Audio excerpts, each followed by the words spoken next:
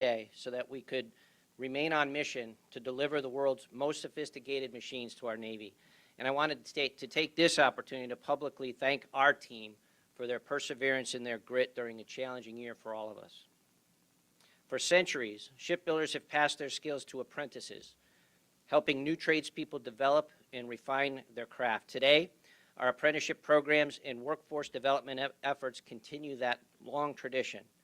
EB, with the help of our regional partners, our state and federal funding, we run a range of programs to help recruit, hire, and train the skilled workforce of our future. Today, you got a chance to meet some of our apprentices, and each brings a wide variety of education, job, and life experience to our critical mission. Well, I've been in the shipbuilding business now for many years. Being able to witness firsthand and daily the incredible talent and ingenuity of our people is what makes what we do so personally rewarding to me. So today, for the first time in a generation, we are building two classes of submarines, the Virginia class of fast attack submarines and the Columbia class of ballistic missile submarines. So that we can respond to the needs of the Navy, we're hiring thousands of new employees. We are open for business. We hired more than 2,000 last year, and we'll do that again this year. We can only achieve this level of hiring by continued partnerships with our training pipelines and with the continued support of our state and federal leaders. And I will tell you, since I've been back for about 18 months, I am overwhelmed by the great support we get from our congressional delegation. So I want to say thank you to the great work that you're doing on behalf of Electric Boat. And we also know that our apprenticeship programs are an effective way to hire and grow skilled employees. So once again, on behalf of the men and women of Electric Boat, thank you for the great support we get. It's now my pleasure to introduce Secretary of Commerce, Gina Raimondo.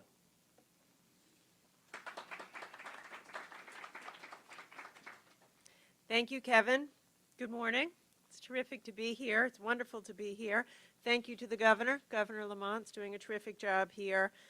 Thank you for hosting us in your home state, and to your congressional delegation. I agree with Kevin. Connecticut is very lucky to have such hard-working congressional delegation, and I know that firsthand because I saw you since I was your neighbor, and I want to thank you for your service. And of course to my colleague and my partner, Secretary Walsh. Marty and I are going to work very closely together to continue improving and developing and expanding apprenticeship programs and job training programs, because every American deserves a shot to get a decent job. Not everyone needs to go to college to get a decent job. We've seen that today, and I think I can confidently say that Secretary Walsh and I are going to work hard every day in order to expand and improve these programs in partnership with great companies like Electric Boat and General Dynamics.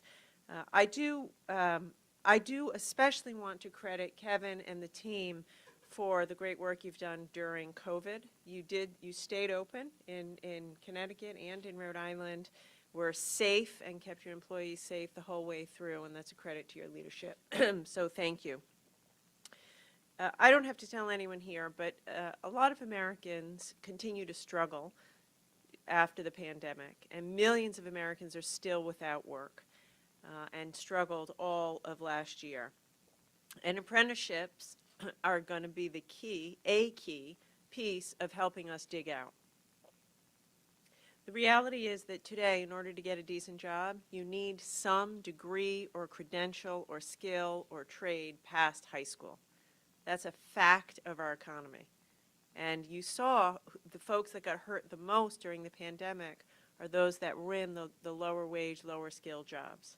So in order to do that, we're going to have to really invest in job training and apprenticeship, exactly as you have been doing here.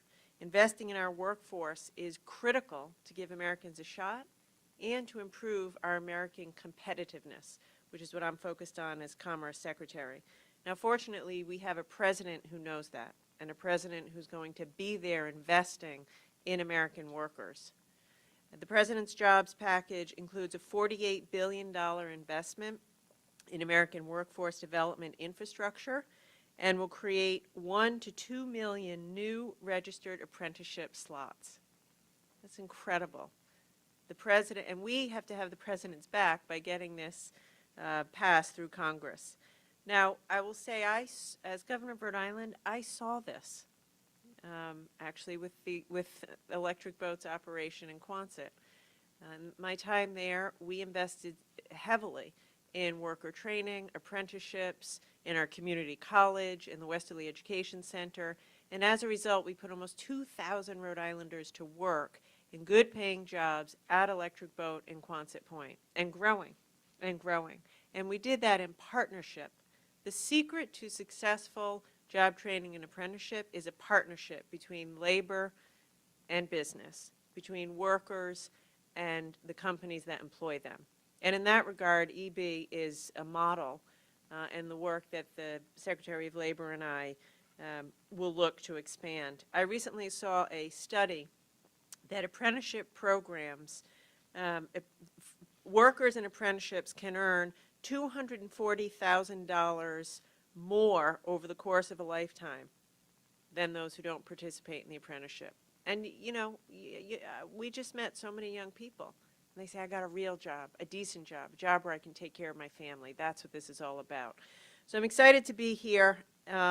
We are all proud of you here. I want to thank the governor for his support of all of these programs, and to let you know we're going to continue to work closely with you.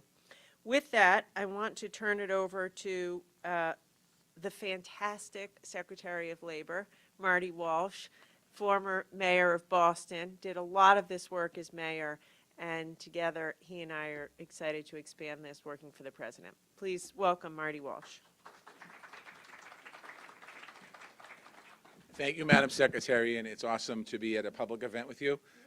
It's been almost a year since I've been at a microphone talking to people because of the COVID-19, so I might be up here for about a half hour. Don't worry about me.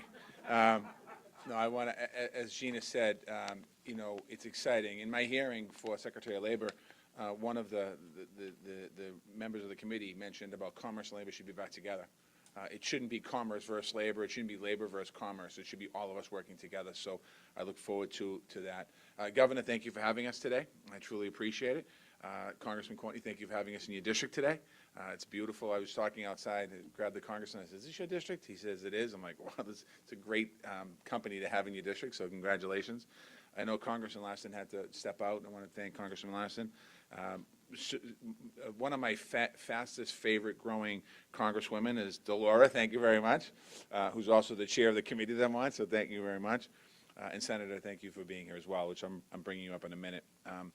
To Kevin and everyone here at Electric Boat, thank you. It's been, honestly, it's been an amazing tour, and it's been amazing to hear the people that are working in this, the apprentices here, talk about their experiences. And what struck me, honestly, it struck me was every single one of them talked about the impact it has on their family. And you don't hear that every day. And they talk about, you know, I'm able to help raise my daughter, I'm able to help raise my kids. And that's really what this is all about. When we talk about good paying jobs and good jobs and apprentice programs, when we roll them out, we talk about families. And oftentimes when people get into them, we don't hear much about that, but we did today, it was great. The Registered Apprentice Program right here at Electric Boat is a great example of labor management partnership through the DOL's American Apprentice Initiative. As I said earlier, you have to have that relationship. We should not be at odds with each other. We should not be fighting. It shouldn't be labor versus management. It shouldn't be unions versus companies. We need to continue to work together. I want to recognize the unions that are involved here. I don't know if I got you all, but the Metal Trades Council of New London County, thank you. The UAW Marine Draftsmen Association, Carpenters Local 1302, and any other trades I missed, I apologize, but thank you for your great work as well. The Biden-Harris, as Secretary Raimondo talked about, the Biden-Harris administration is committed to investing in the American workforce. As you see today, obviously we're working across cabinets, and we're all here. We're very interested in this. We're excited about being here today. There's an opportunity. We have a very powerful tool for doing what we're seeing here today in the registered apprenticeship programs. And we have a unique opportunity right now to strengthen and modernize and diversify them. At the Department of Labor, we're focusing on making sure that apprentices provide skills in a wide range of industries that we need to win the future. That really is about the future and the work of the future. We're making sure that we prioritize workers who were shut out in the past, particularly people of color and women. We need to make sure that we create these programs for everybody so everyone can benefit from them. This is how we build back better. Already in the first 100 days, we've seen the department has created new funding opportunities to make sure that apprentice programs reach more women and people of color. And looking ahead, the President has proposed new bold investments. The American Jobs Plan is an opportunity to scale these programs to a level that we've never seen before. I know we're joined by the Mayor of New London today. And I was in this job when the President rolled out the American Jobs Plan, and I thought to myself, not as the Secretary of Labor, I thought to myself as Mayor of the City of Boston, the importance of these programs. Just about every single thing that was in the plan impacts the City of Boston, impacts the City of New London, impacts the cities all across this country. This new, the American Jobs Plan is going to provide and create up to 2 million new apprentice opportunities. When you think about what the impact that will have on the economy, I asked the press here today if you get a chance to talk to one of the apprentices out in the hallway. The last two we talked to, was one is in his third year, he's going to be full, he'll be a journey person after this, and the other young man's in his first year. And talk to them about the impact that apprentice programs have. Think about that, multiplying it to 2 million people all across our country. And we're going to have the tools that we need to make sure we reach workers who need them the most in every corner of America. Today, I'm also going to announce an important step. We're relaunching the Advisory Committee on Apprentice. We're looking to appoint a diverse board, experts from across the country, and from all essential partners that make apprentices work, so we can really have inside the Department of Labor, working with the Secretary of Commerce, working with, quite honestly, the Secretary of Education as well, on how we create real pathways and opportunities that we're going to continue to move forward. We're going to be having union representation on there, employer representation on there, community colleges, which we heard about today, training and organizations. It's going to be really, it's an opportunity for us to kind of not just talk about apprentices, but really relaunch them and get them working the way they're supposed to. These folks will help us guide and grow programs that are effective, innovative, and accessible to all. I've certainly seen these programs work up close personally as the mayor. In 2015, City of Boston partnered with the DOL to bring the American Apprentice Initiative to Boston. We created hundreds of opportunities for women and people of color, and we saw it literally change people's lives and outcomes. And that's what we all talk about, and that's what we really have to do today. So today we know the need is greater all across America, and so is the opportunity. When you look at the investment and innovation happening here at Electric Boat, you don't have to go much further than right here. You can see how these opportunities are real and how important they are for our country. And before I turn it over, I'm going to bring the senator up. As we were going around the site, I thought about the people that work here at Electric Boat, and I thought about the thousands of people that work here, and then I saw a construction project going on outside. And that construction project brings other people here to build a facility, to pour the concrete, to lay down the rebar, to do and build the building eventually. So this is not just a job created for in the facility itself. It creates jobs outside of that. So I want to thank Electric Boat for having us here today. And now I have the opportunity to introduce your senior senator from this great state, somebody who I'm getting to know, but for the last year and a half, 2 years, I've watched him on CNN, MSNBC, and all the TV shows talking about the economy, and it's great to have such a champion in the United States Senate that actually, as I was talking to the senator walking around, that truly gets it and understands the importance of these programs, because we need champions in the Congress, we need champions in the Senate, we need champions at the State House, we need champions in City Hall, and we have one of the best champions in the United States Senate, in Senator Blumenthal. I'm going to ask him up here and say a few words. Thanks so much, Secretary Walsh. Really appreciate that wonderful introduction. The governor instructed me to be less than 20 minutes in what I have to say, and I told him that senators just begin to clear their throat in 20 minutes. So I'm really, by the way, honored to be here with our governor, who is a real hero of public health, of economic progress. Connecticut, I think, first in the nation to surpass 50% vaccination, which means we're going to be reopening, we're going to be reviving our economy. Thank you, Governor, for your leadership. And with two sub-Joe, Courtney, now that we're going to have 2 Virginia class per year and the Columbia, 3 sub-Dick.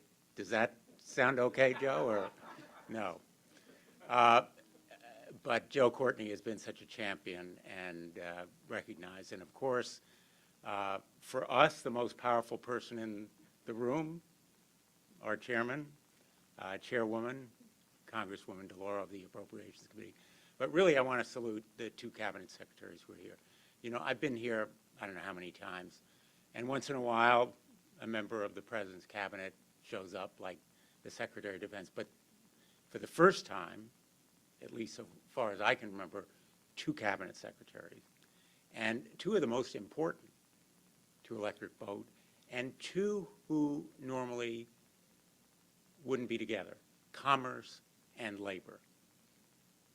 If you've been in government for a while, you know that business and labor typically are on opposite sides of the table, and I think Secretary Walsh and Secretary Raimondo are going to bring a new era, which we need, of cooperation between business and labor.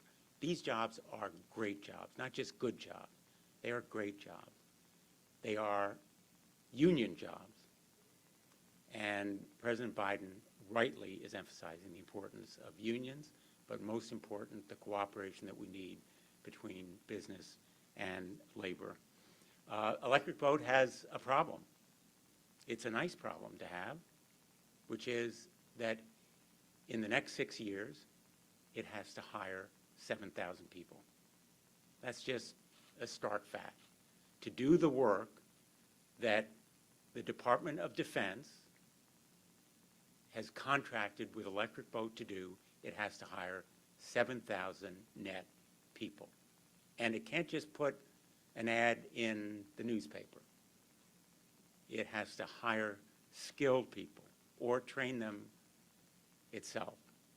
And that is one of the great challenges. When I go to the Pentagon as a member of the Armed Services Committee, Joe and I, he's a member of the Armed Services Committee in the House, the most common question I'm asked when I say we can build 2 submarines per year, 2 Virginia-class attack submarines, can you find the people to build them? That's what I'm asked by the Assistant Secretary of Defense for Procurement.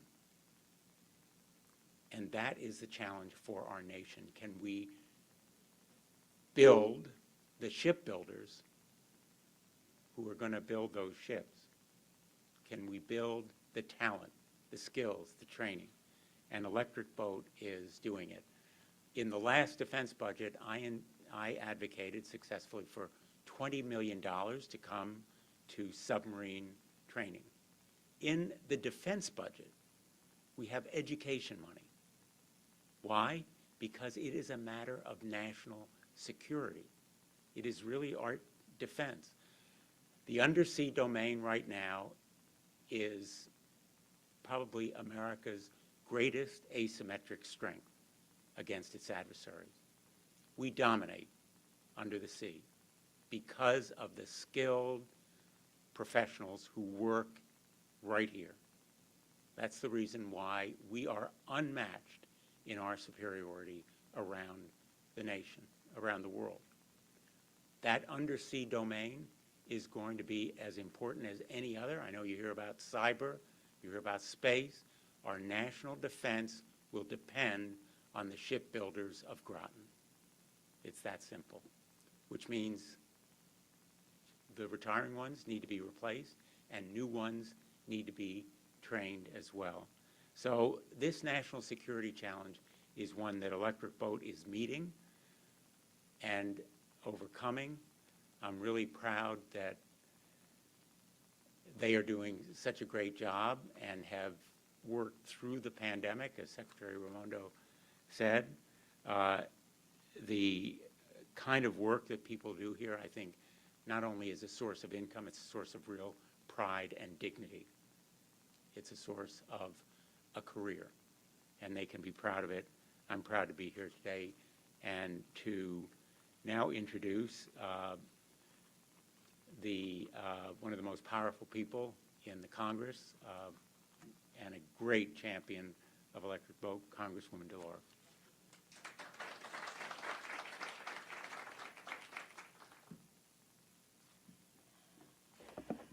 Good morning. How wonderful to be here with all of you today. Thank you, Senator Blumenthal, for the introduction, and thanks for being such a strong voice and a critical ally on workforce development and national defense as you make your way in the Senate.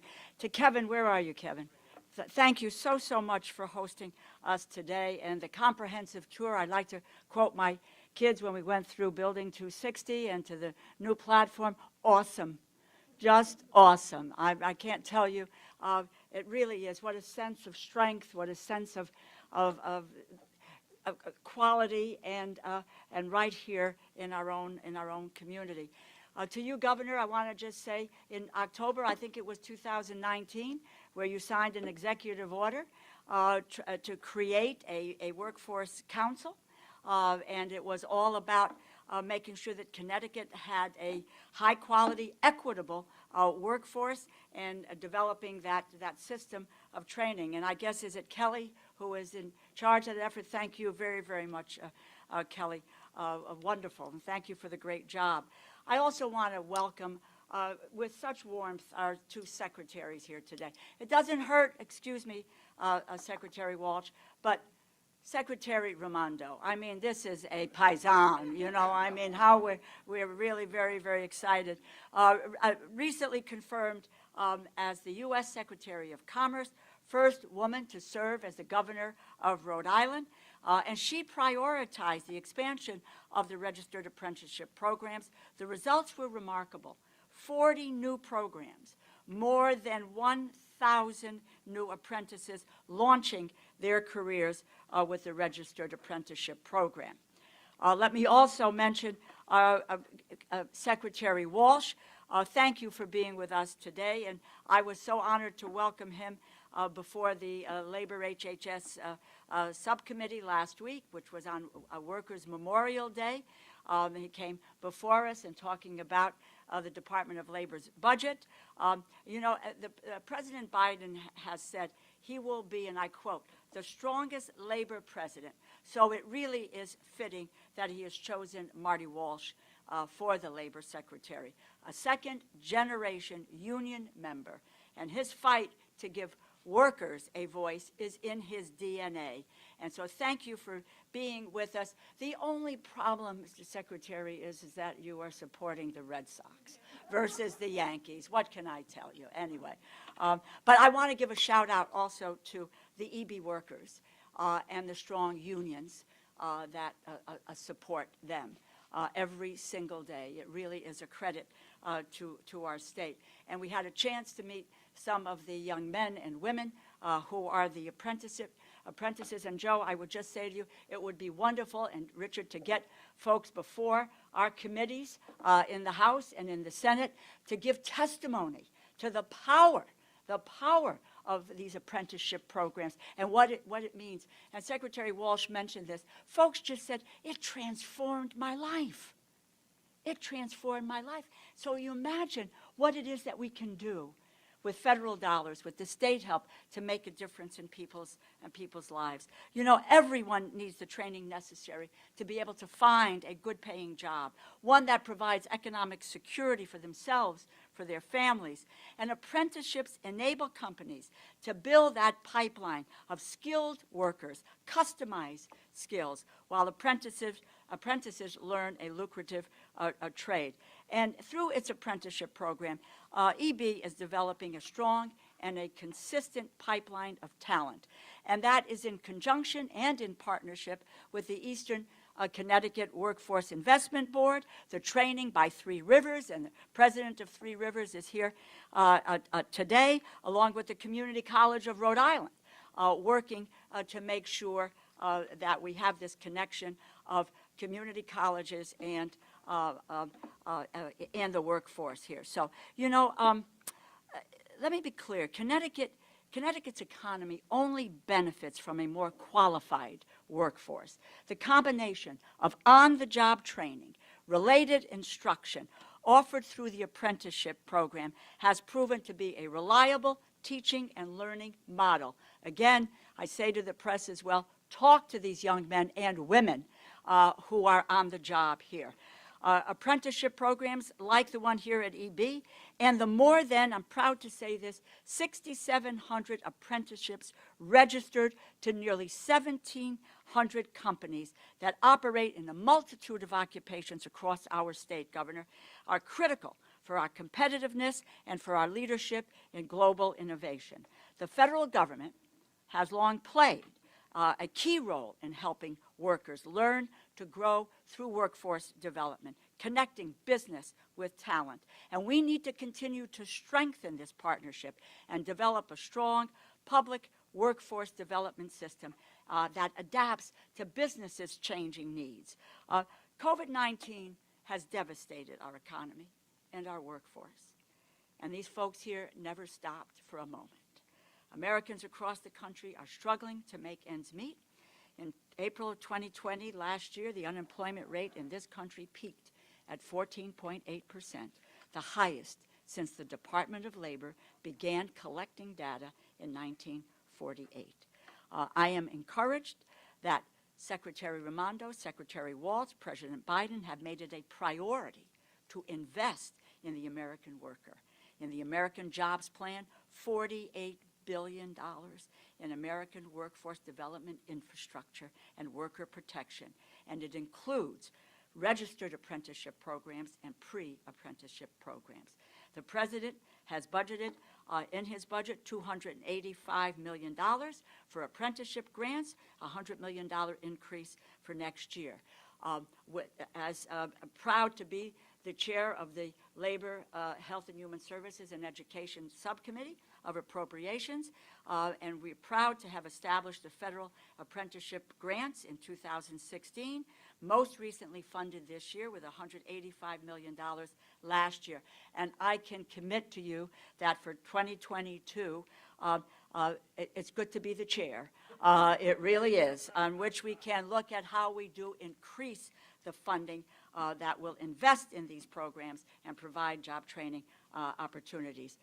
It is a new dawn, my friends, and we have the opportunity to build the architecture for the future. Use this as a moment to address the serious inequities that have been exposed by the coronavirus pandemic. I look forward to working with all of my colleagues to promote the type of program that we have here at Electric Boat and to ensure that the resources are there to help working people get ahead. And with that, I would like to now introduce my colleague and my friend, Joe Courtney. Joe Courtney chairs, stay where you are, okay? Joe Courtney chairs the Subcommittee on Sea Power and Projection Forces. He is our unmatched national leader for increased submarine production, resulting in job creation here at Electric Boat and across Connecticut. He lives and breathes in this area, co-chairs the Congressional Shipbuilding Caucus, and as a member of the Education and Labor Committee, I was proud to stand by his side in support of the National Apprenticeship Act that the House of Representatives passed earlier this year. This bill would create 1 million new registered apprenticeships, youth apprenticeships, and pre-apprenticeship positions over the next 5 years. This district and this state of Connecticut are fortunate to have Joe Courtney at the helm. Chairman Courtney. Well, thank you, Madam Chairwoman, which none of us will ever get tired of saying that. And again, in front of everyone, I just want to remind people that Rosa's election as chair of the Appropriations Committee, we checked with the House historian. That's the first time in the history of the state of Connecticut anyone's held that position. We are so proud of you. And that was not just riding the wave of seniority. You actually had to kind of jump over a couple heads to get to that position. But frankly, I think it was because the members of the House really understood how hard you work, you know, just how open and accessible you are, and just, you know, how your judgment is just so strong. Again, we cannot have a better partner for these two secretaries than Rosa at the chair and holding the gavel in the Appropriations Committee. And again, like all of the prior speakers, I want to welcome both secretaries. You could not come to a better place to really talk about President Biden's Americans Jobs Plan and what it means for registered apprenticeships and for the Workforce Investment Act. This is the birthplace of the Registered Apprenticeship Program, and that's not just because I think this is a great district. Thank you, Mr. Secretary. It's true. The National Registered Apprenticeship Act was passed in 1937. It's known as the Fitzgerald Act. Fitzgerald was William Fitzgerald, who was a congressman from Norwich, Connecticut, just up the road, who, as a freshman, got that legislation passed, and it's still good law today. I mean, all of the structure of the Registered Apprenticeship Program was Congressman Fitzgerald's vision. An interesting guy. He his parents were Irish immigrants, just like Secretary Walsh. Sorry, got to give him now a little shout out in terms of the motherland. And but again, at age 15, he went to work in a foundry. Never had a college education. Worked his way up through the ranks. Became Commissioner of Labor in Connecticut. Was elected to Congress. And the Fitzgerald Act, again, is now today his legacy, which again is something that we know works. And EB is just, you know, exhibit A, the poster child for the fact that when you get labor and management to work together to identify, you know, what is the right curriculum, what's the right pathway for earn as you learn. The fact of the matter is, as all the prior speakers have said, good things happen. And but the struggle has been that we've never been able to size up that law to the point where we could spread the benefits, not just in defense manufacturing, but in all sectors, whether it's healthcare, finance, IT. I mean, the fact of the matter is the potential of registered apprenticeships is limitless. And again, the bill that we passed on February 2nd and the House, Speaker Pelosi made that the first bill that was taken up by the Rules Committee was the reauthorization of the National Apprenticeship Act, which again expands the scope and definitely goes after more populations that, you know, historically have just not been given the opportunity that the apprenticeship program has put in place. Now we have a president and 2 secretaries who are ready to really size up this program with a $48 billion investment. And it's because he understands, like I think all of the folks here, infrastructure is, yeah, it's bricks and mortars, it's roads, it's bridges, it's rail, it's all that stuff, but you need the human infrastructure to make it succeed. And again, I just want to thank both of you for being here today to really footstep that point. I would also just note that the Workforce Investment Act, which is the pre-apprenticeship pipeline pathway to get people started from all walks of life, again, has got a very strong history in this region here.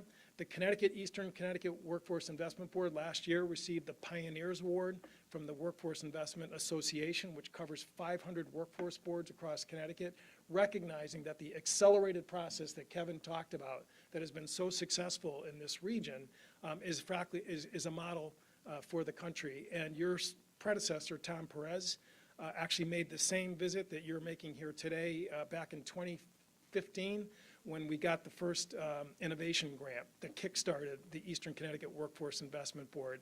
And it shows even these relatively small investments just have dividends and return on investment that is just really, you know, it's hard to even describe. But again, now we actually have the tools, the jobs plan that is actually going to really meet the moment in terms of coming out of this recession and a lot of dislocated workers looking for what's next in my life. This is the pathway. This is how we do it.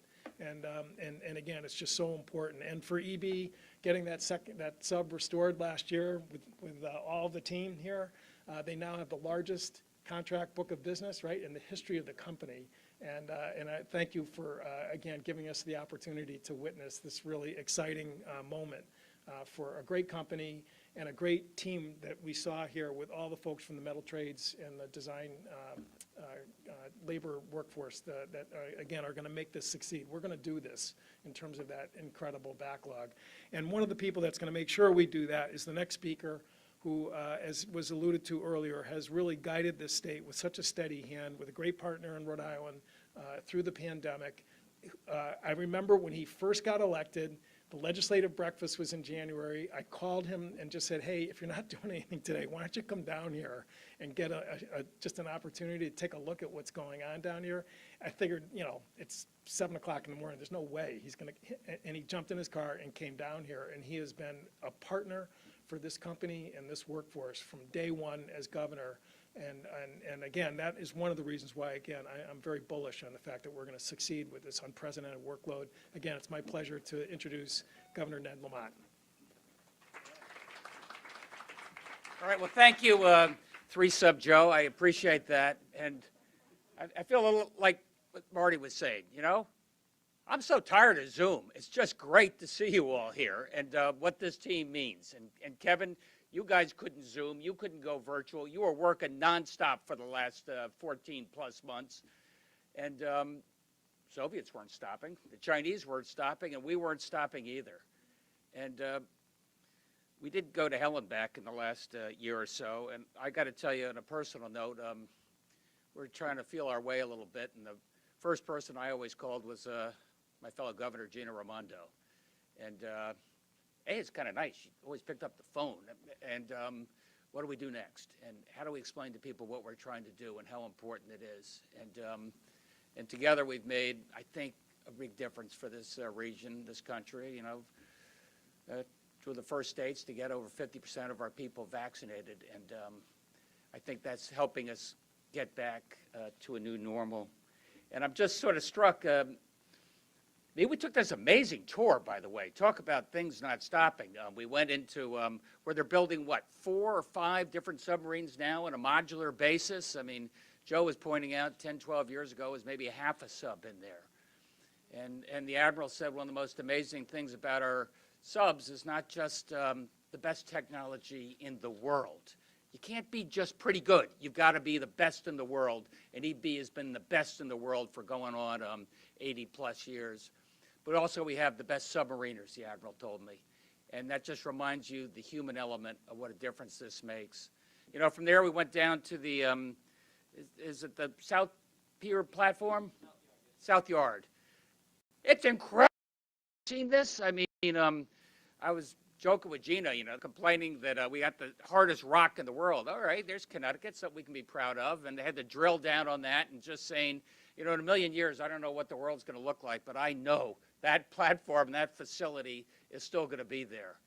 And as you guys pointed out, it's going to have more steel than the Eiffel Tower. Those cranes are so big, they can lift up the Statue of Liberty. And that gets us back to workforce. And that gets us back to the team you need to be able to get that job done. And, you know, my job is to do the best I can, working with our amazing federal partners to make sure that you have the folks you need. And I know that not only are you hiring 1,000 plus now, but your peak year is going to be in 2029. Is that what I was told? And so those folks are in 3rd, 4th, 5th grade. Do everything we can to let them know what an amazing career this is. A great paying job, a job with job security, a job that makes a difference in terms of our world peace, and a job right here in Connecticut and Rhode Island. And if we can't get it right, guys, I don't know who can. We've got a Secretary of Labor from Boston, Secretary of Commerce from right next door in Rhode Island. I just throw in, we have a Secretary of Education who's from Connecticut. So I think we have the building blocks to be able to show what a manufacturing pipeline is. And I'll just, you know, leave you with the fact that I think we all know, you know, there's lots of states have different attributes. Some of them have oil, and some of them sell sunshine down in Florida. And I think Connecticut and Rhode Island and Massachusetts, we've always had some of the best trained workers in the world. And that's why we make the most sophisticated equipment in the world, from submarines to choppers to jet engines. And our job together, working with our amazing chairperson of appropriations and my friend Dick Blumenthal with our federal support, I got to make sure that Connecticut and our region maintains the best workforce in the world, because that is the Connecticut advantage. And Kelly's been helping us out, leading the Workforce Council, trying to get business and labor working together, arm in arm, starting as early on as the high schools and earlier, get that job training center in place to make sure that you have each and every person you need over the next 5 years and over the next 55 years. And my job is to make sure they're doing that, make sure they're trained, make sure they're ready to go. You make sure they're hired right here. Thanks, everybody.